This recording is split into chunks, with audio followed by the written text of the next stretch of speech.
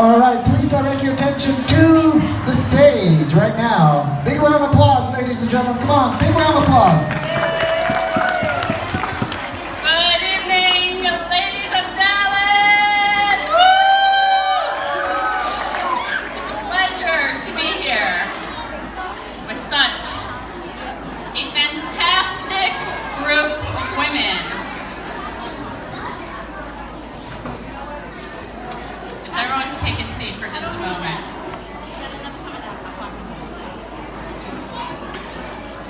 We all took time out of our busy lives and came out in this glorious weather to join for a beautiful mitzvah.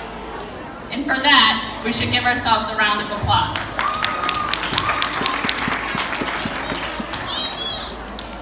More importantly, by being here tonight, we are showing a sense of unity. Just as the strands of Challah are joined together to create a beautiful, braided masterpiece. I'm looking out into this amazing audience and see many familiar faces, and also many whom I don't know yet, hope to meet soon. For those who don't know me, my name is Nikki Friedman, originally from the Chicago area, and I moved to Dallas about 8 years ago, leaving behind my biological family and adopting many friends here in Dallas who have served as my extended family. Aside from working as a high school math teacher at Yavna Academy, painting in the spare time, which I barely have, and being a mom to 4 little ones, I run a Jewish wellness organization called Nafshi, along with my husband, known to many as Rabbi Mike. But before founding Nafshi, my first and foremost training is in mathematics. So, when I was asked to speak about the significance of Challah and its connection to wellness, naturally I started to approach the idea from the perspective of a mathematician.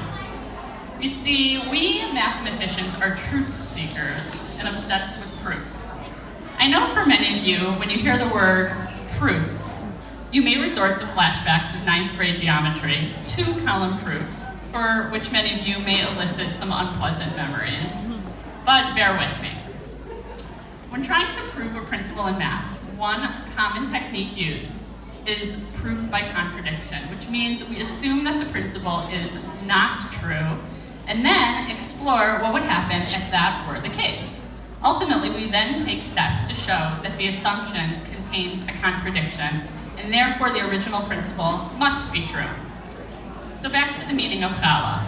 If I want to understand the true essence and meaning of Challah, I have to consider, well, what if it wasn't Challah?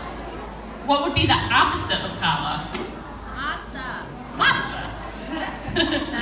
So let's explore the idea of matzah, and from there we can understand the meaning of Challah. We're commanded in the Torah to eliminate chametz, leavened products, from our home, and to eat matzot as we celebrate the holiday of Passover. On Passover, we commemorate God redeeming the Jewish people from slavery in Egypt and transforming us into a free people. Matzah, which remains flat and simple, reflects selfless humility. And this concept is also echoed in the Torah's description of matzah as poor man's bread. A poor man is known to be humble and free of arrogance. In contrast, chametz, leaven, which becomes swollen as it rises, symbolizes self-inflated egotism and pride. So, on Passover, as we transition from slavery to freedom, we focus on humility as a stepping stone to liberation and the foundation of spiritual growth. When we can acknowledge our shortcomings and submit to a higher wisdom, only then can we free ourselves from our own limitations. So does that mean that this evening and the meaning of baking and eating challah is therefore all about the opposite approach, inflating our egos? No. And yes, the Kutzker Rebbe, a great Hasidic rabbi who lived during the turn of the 19th century, summed it up when he said, based on the Gemara, that a person should have a piece of paper in each of his pockets. On one should be written, "The world was created just for me." On the other, "I am originated from only dust and ashes." The key, says the Rebbe, is to know when to take out which piece of paper. So life is really a balance of these two extremes. On Passover, when we eat matzah, this is the time and place for completely putting down our ego, viewing ourselves as powerless and totally reliant on God. But the rest of the year, we make challah, dough that rises. We aren't meant to be in a slave mentality all year round. We need to focus on our strengths, of course, coupled with the recognition that their true source is from God, and use those strengths to elevate ourselves, others, and the world around us. We are meant to do this the majority of the time. After all, Passover is just 1 week of the year. Our sages teach us that Mount Sinai, where we received the Torah, was a national revelation, was the smallest of all the mountains, in order that we should glean a lesson in humility. But once again, the Kutzker Rebbe shares a pearl of wisdom and asks why the Torah needed to be given on a mountain at all. Why not a valley? He explains, although Mount Sinai was the smallest of all the mountains, it was still a mountain. So too, we are meant to be great, but that greatness is coupled with a sense of humility and not overinflated hubris.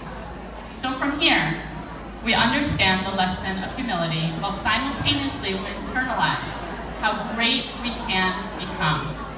That healthy balance between humility and an expectation of our own powers is what we would call wellness, emotional wellness.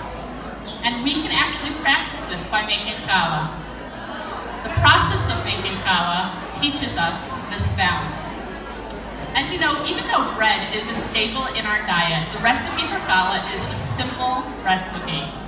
All you need is flour, yeast, sugar, salt, water, and oil. Think about that for a second. What do we always hear? Water and oil don't mix?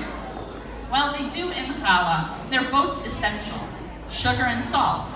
We need a measure of both. It's not challah without some salt or some sweetness. Both are vital ingredients. We must have that balance. We are human. We have moods. We have to recognize that our internal dilemmas and conflicts are different moods. These are what comprise us and make us who we are. And God created humans to have inner conflicts and to struggle. We're born with these ingredients provided. But will we rise? What will our character and personality be? That's up to us. That's where we prove ourselves. And this is where math and wellness meet. And challah making, of course, is all about the proof. Yeast has to proof, which is the process where you test that the yeast is active and becomes bubbly once it's added to the sugary water. But once the yeast is proven, and you've mixed everything and worked on yourself, needed all these parts of yourself, so to speak, your strengths and your circumstances, worked on yourself toward reaching your potential, now you are something different and more than the simple ingredients that God created you with. And now, it's time for you to rise. That's the next step in baking challah. After the yeast is proven, the challah can rise. But in order to rise, the dough has to rest. There has to be time to rest. I let my challah rest twice, in the bowl and then after I've shaped it. The dough will not double in size if you do not let it rest. Your challah will not have a light texture if it's not allowed to rest. What happens during rest? Growth. If we want to rise spiritually, if we want to fulfill our unique potential, and our potential as mothers, as wives, as friends, as professionals, we must rest. This rest is very subtle. It's a quiet lesson we can learn from baking challah. Sometimes rest comes from the form of 300 women coming together and quieting down while somebody is speaking on the stage. Comes in impromptu. Proper rest is essential to growth and to wellness, and we believe in this so much at NAPCHI. We're actually planning a workshop in January, especially about how to sleep well. more details about that another time. Tonight, I just want to share that message, that in order to rise, we have to rest. The projector just turned off. So when we take a meditation class, we practice yoga, go for a walk, or sit down and eat a proper meal without our phones next to us, or we take a nap or go to bed at the same time every night, we need to recognize that this is the process that's required in order for us to rise. So allow me to take you through a brief exercise to put these ideas into practice. And this part will require silence.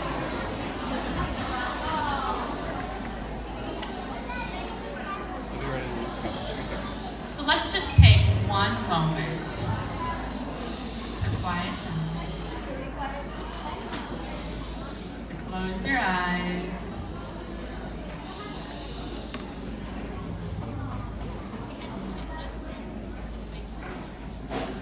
Close your eyes. Get real quiet. And to think of one strength or talent that you possess.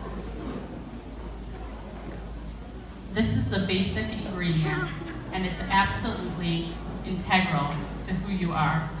It is your flour and water, so to speak. Some examples may be personal qualities, like the ability to speak eloquently, being hardworking, having a listening ear, or an outgoing personality. Think about what makes you who you are.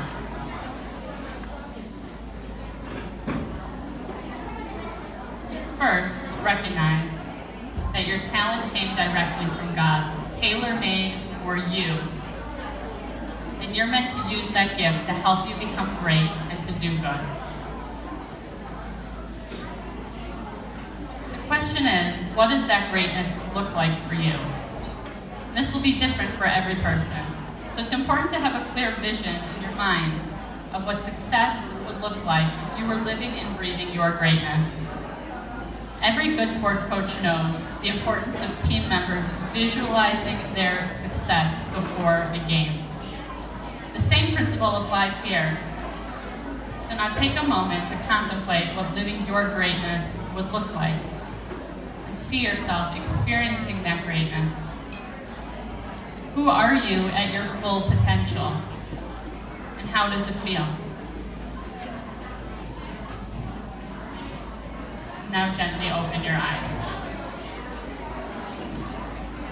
This type of meditation or visualization exercise can be practiced regularly as a form of rest as we take a break from the busyness of our life's lists and routines and take a few moments to become refocused. Challah teaches us that we are all endowed with unique character traits, which are essentially our ingredients, and we are each meant to rise and fulfill our potential. The practice of kneading dough helps us understand what work it is to reach that potential. And we must learn from allowing our dough time and space and warmth to prove. And if we do not allow ourselves that rest, that space, that warmth, we cannot rise. May you all merit to rise to your highest potential, and may your efforts at reaching greatness through the proper balance of hard work and rest result in a nourishing, sweet life with just the right texture.